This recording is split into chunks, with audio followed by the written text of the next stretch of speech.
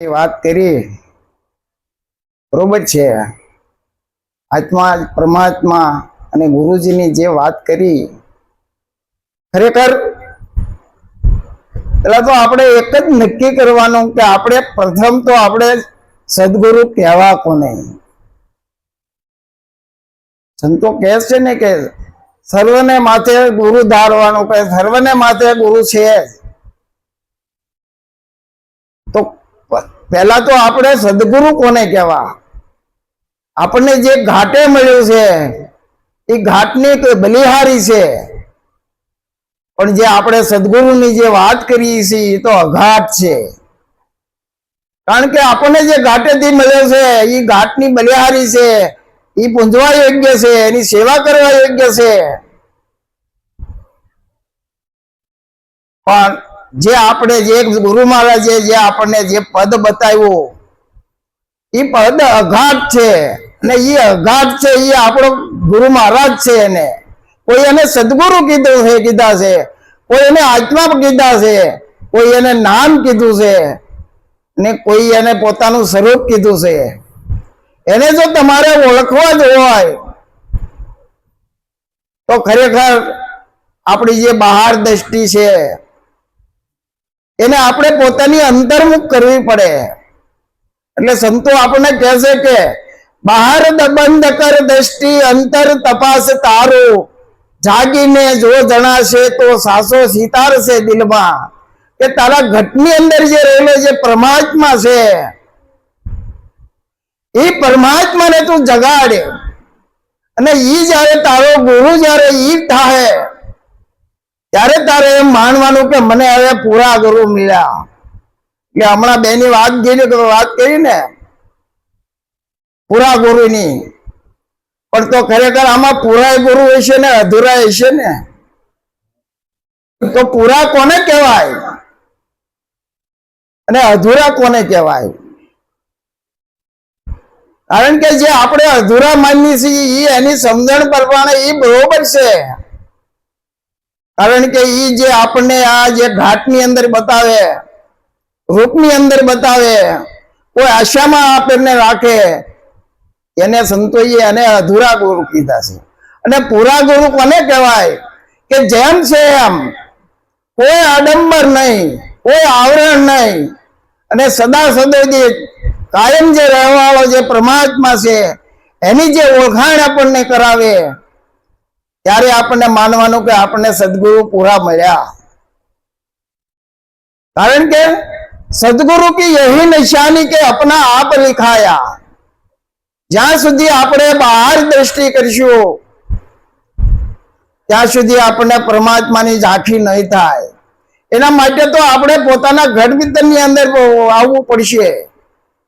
કારણ કે આપણા જન્મો જન્મથી જે આપણી બહાર દ્રષ્ટિ, જન્મો જન્મથી આપણને જે બહાર આપણું જે ચિત્ત ભટકી રહેલું છે,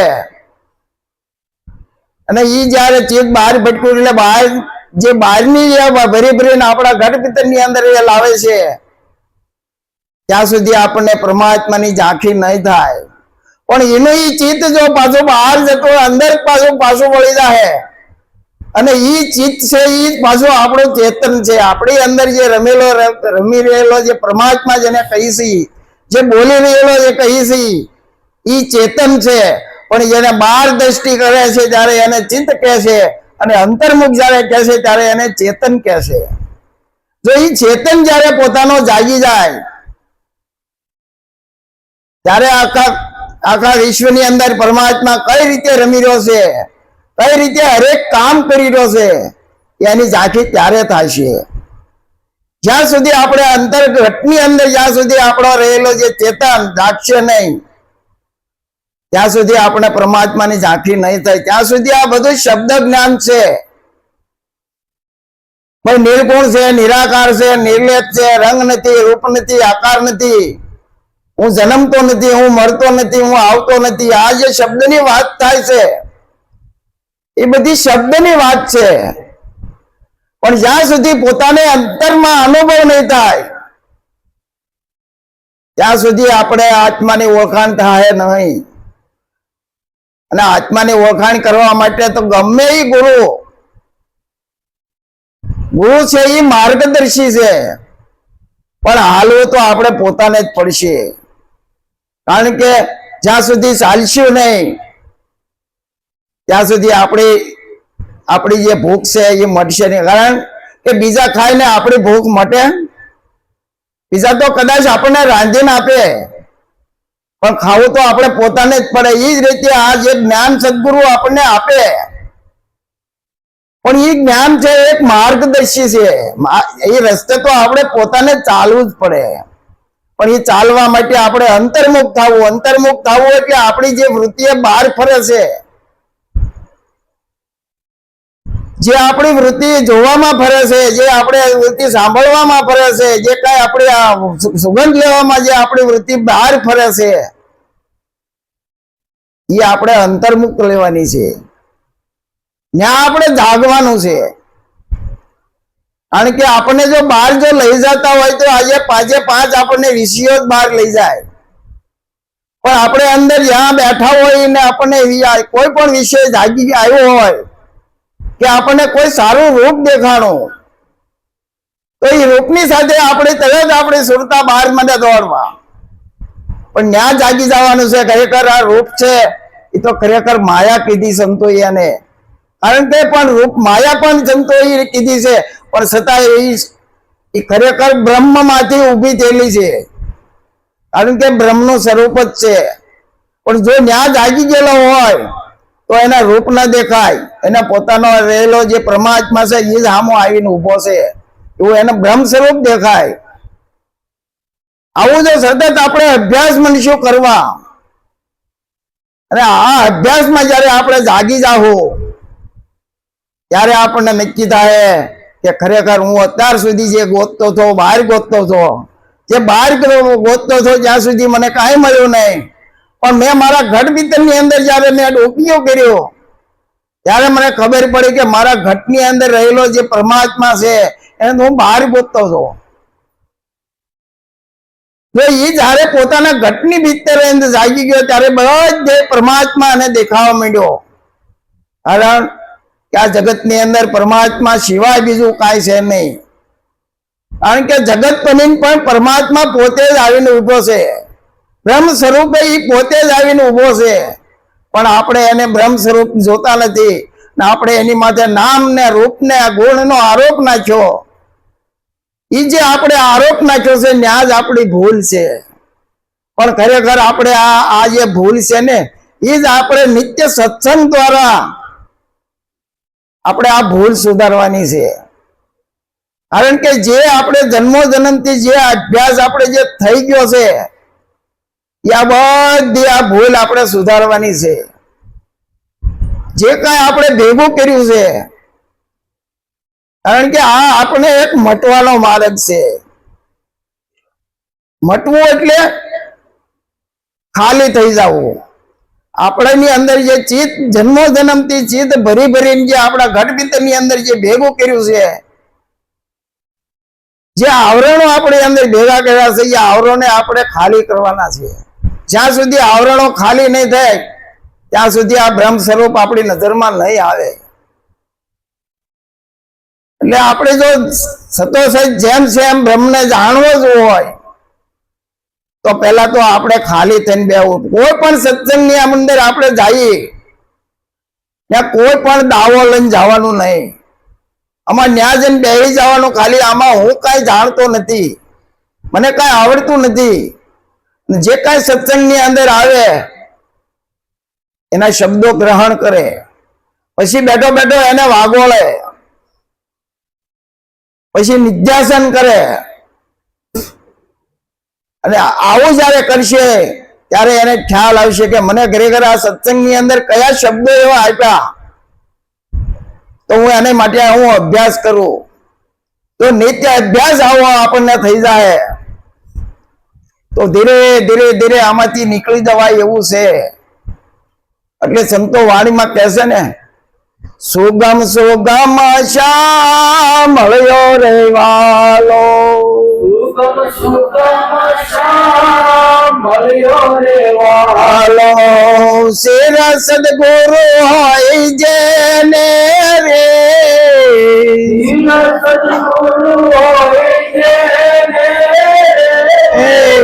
दूरमती को देखत नाही,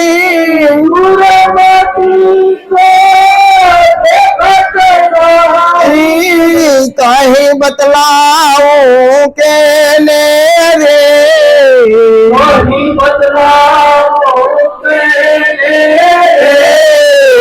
सुगम सुगम श्याम મળ્યો રે વાલો,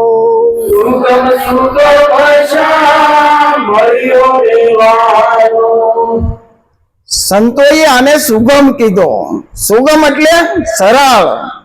પરમાત્મા તો સરળ છે, પણ આપણી અંદર જે આવરણો આવી ગયા છે, મારા તારાના આવરણો, હું પ્રણાના આવરણો, લાભ અને હાનિના આવરણો, રાગ અને દેશના જે આવરણો આપણને આવી ગયા છે, ત્યાં સુધી આપણને સરળ છે. કારણ કે પરમાત્મા આપણીથી નજીકમાં નજીક જો હોય તો પરમાત્મા સિવાય બીજું કોઈ નજીક નથી.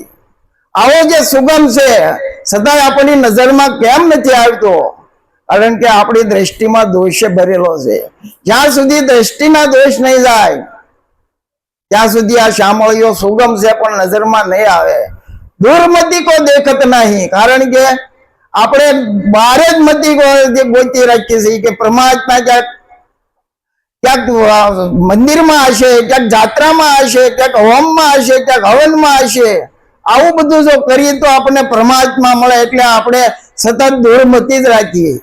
પણ દૂરમતી કો દેખત નહીં, એને જયારે આપણે જોવાનું બંધ કરીશું અને જ્યાં સુધી અંતર્મુખ નહીં થાય ત્યાં સુધી આ વસ્તુ મળે એવું નથી. પછી શું કહે છે?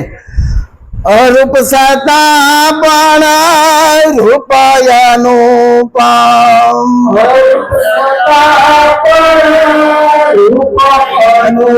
પામ દરસી હોય તે દેખે રે,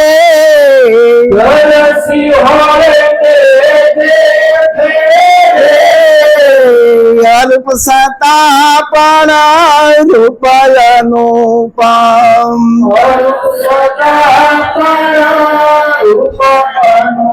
પામ દરસી હોય તે દેખે રે,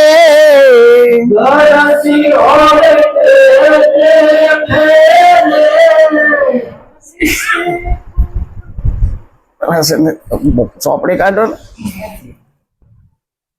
છેલ્લે આવે છે રૂપાયાનો પામ, નો પામ દરસી હોય તે દેખે રે,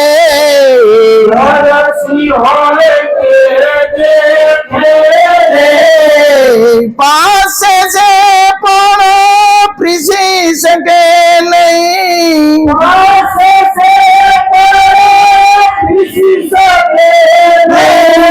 એવો યાદા લેખે રે,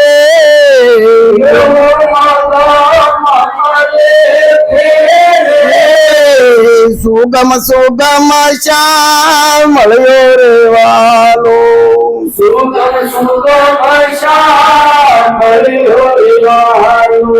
જો હું કે છે આમાં સદગુરુ મહારાજ કે અરૂપ છતાં પણ રૂપ અનુપમ. એ તો અરૂપ છે પણ સંતોએ આને પણ ઓળખીને બતાવી દીધો કે આને, કારણ કે ઓળખી ગયા. તમારી નજરની સામે છે પણ બતાવી શકાય એવું નથી, એને આંગળી સીંધીને બતાવી શકાય એવું નથી, એટલે એને અનુપમ કીધું છે. પણ દર્શી હોય તે દેખે, જેની સદગુરુની શાન જેને મળી છે, શાનની અંદર જેની ભાન આવી ગઈ છે, એ જો ભાન રહી ગયું હોય ને એ ભાનમાં જો સમજી ગયા એને દેખાણો છે. એટલે કે દર્શી હોય તે દેખે, જેની ભાળ્યો છે એ બતાવી શકે. જ્યાં સુધી એને પોતાની સુરતાઈમાં એમ નથી આવતો ત્યાં સુધી બતાવી ન શકે. ત્યાં સુધી તો આપણે બધા કહી છે કે આને પરમાત્મા કીધો, આને પરમાત્મા કીધો, આવું નથી. આવો એટલે પાસે છે પણ પ્રીસી શકે નહીં. પાસે આપણી નજરની સામે છે. હવે નજરની સામે તો શું, આપણે ખુદ એની અંદર છીએ, પ્રીસી શકાય એટલે જાણી ન શકે. એવો અગમ લેખે, એવો પાછો અગમ છે, એ પાછો લખવામાં આવતો નથી, કોઈને બતાવી શકાતો નથી. આવો જે પરમાત્મા છે એને સુગમ કીધો છે. પછી શું કહે છે? પ્રભુ પીછાનો સૌને સાસો, પ્રભુ પીછાનો સૌને સાસો, આવા ગમનની આટી રે, આવા ગમનને આટલે રે, યૌર પીડાનો પાર ન પ્રીછો,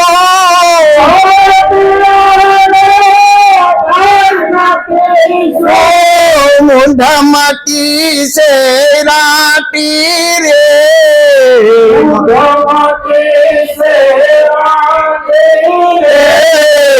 સુગમ સુગમ શ્યામ મળ્યો રે વાલો, સુગમ સુગમ શ્યામ મળ્યો રે વાલો. હરેક મનુષ્ય માત્ર ને પ્રભુને જાણવાનો, પ્રભુને ઓળખવાનો સૌને સાસો, એટલે બધાને પરમાત્માને ઓળખવાની લગ્ની છે. પરમાત્માને ઓળખવાની લગ્ની છે. એનું કારણ શું છે? એનું કારણ એક જ છે કે બધાને બીક લાગી છે કે હું જન્મું છું, મળું છું, હું આવું છું, હું જાઉં છું. આ જો મને પરમાત્મા મળી જાય તો મારે આવાગમનની આટી મટી જાય.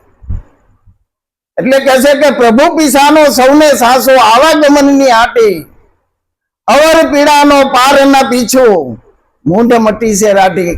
કારણ કે જે મને આ પીડા છે એનો હું આમાંથી બહાર નહીં નીકળી શકું. જ્યાં સુધી મને પરમાત્માની ઓળખાણ નહીં થાય ત્યાં સુધી હું આ મને જે પીડા છે, જન્મ મરણની પીડા છે, હું એનાથી બહાર નહીં નીકળી શકું. કારણ કે મારી મટી મૂંઢમતી થઈ ગઈ છે. કારણ કે મને અનેક સંતો એવા મળ્યા, કોઈ જપ બતાવ્યા, કોઈ તીરથ બતાવ્યા, કોઈ હોમ બતાવ્યો, કોઈ હવન બતાવ્યા, પણ આ બધાની અંદર મારી મતી મૂંઢ થઈ ગઈ છે, પણ મને કઈ ભાન ન રહી. પણ મને મારા જયારે સદગુરુ મળ્યા અને મૂળ વાતની જયારે મને બતાવી દી, સમજાવી દીધું, ત્યારે મને નક્કી થયું કે સાંભળીએ તો નજીક છે અને મારી પાસે છે, માસે તો મારી ભેગો છે, આવો સાંભળ્યો છે. હું બધું બહાર ગોતતો હતો. એટલે કહે કે દૂર મધી કો દેખત નહીં, કયું બતાવું કે બતાવી જે હું બહાર જે ધોતો હતો, પણ હવે મારે કહેવું કોને કે મારી અંદર જ રહેલો પરમાત્મા છે. હું બધાની હારવાર દોડતો જ તો બહાર. પછી એવું કે છે એક જન તો કરમ ઉપાસી,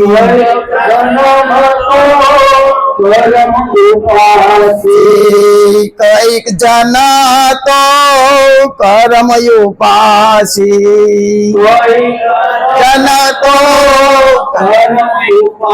ઉપાસી, કોઈ કરમ ના ત્યાગી રે, કોઈ કરમ ના ત્યાગે રે, અનેક ઉપાયે અર્થનથી જે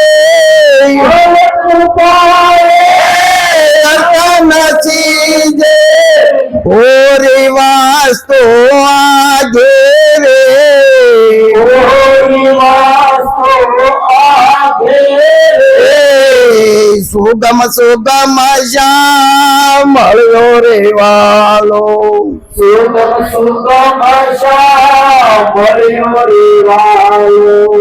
કોઈક જન, જન કેતા માણસ, જન્મ કેમ તે આખો ફરી જાય. કોઈક જન તો કરમ ઉપાસી, કારણ કે ઘણા માણસો કર્મ કરે છે કે ભાઈ તમે આમ કરશો તો ભગવાન મળશે, હોમ કરશો તો ભગવાન મળશે, તીર્થ કરશો તો ભગવાન મળશે, કોઈ કથા કીર્તન કરશો તો ભગવાન મળશે, કોઈ સપ્તાહ બેહારશો તો પણ ભગવાન મળશે. પણ કોઈ કર્મ ના ત્યાગી, એટલે કોઈ ઘર છોડીને વહી ગયા.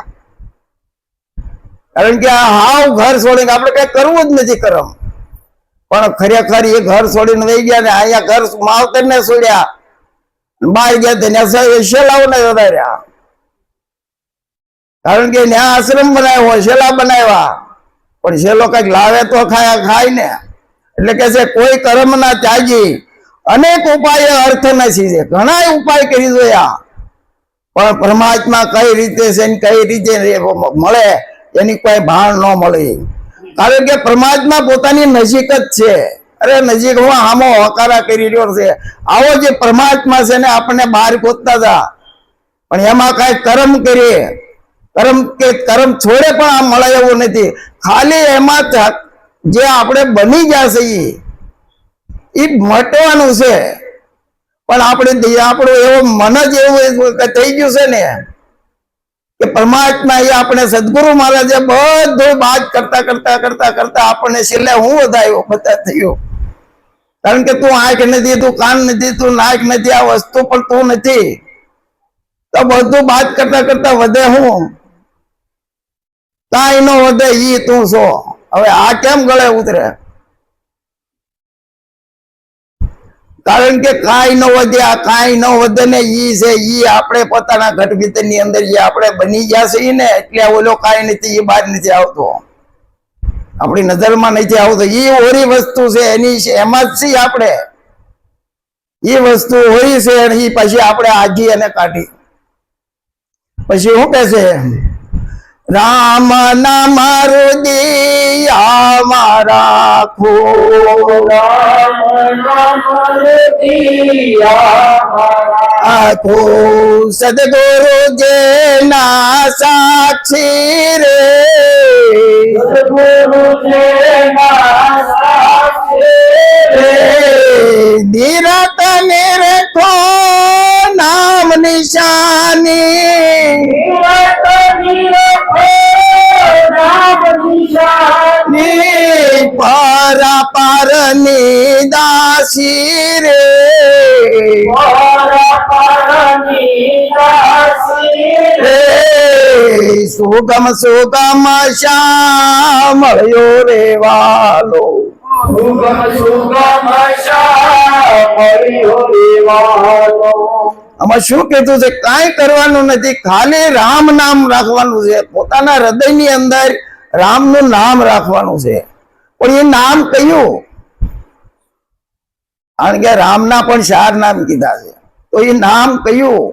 જે આપણે સદગુરુ મહારાજે જે શાન બતાવી છે કે પોતાના સ્વરૂપ, જેને આપણે ઈશ્વર કહીએ છીએ, જેને આપણે આત્મા કહીએ છીએ, જેને આપણે પરમાત્મા કહીએ છીએ, ઈ જે છે ને સંતોએ બધા ભેગા થઈને આને નામ આપ્યું છે.